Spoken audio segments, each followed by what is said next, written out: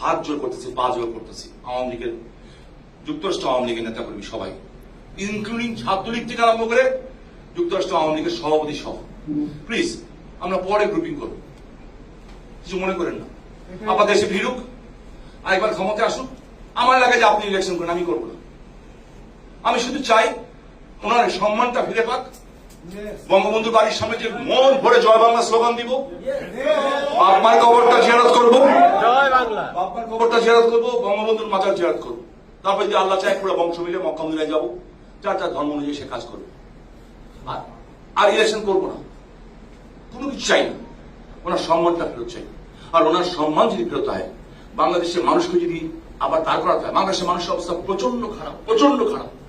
অর্থনীতি ধস হয়ে গেছে, মধ্যবিত্ত নিম্ন মধ্যবিত্ত পরিবার রীতিমতো না খেয়ে আছে।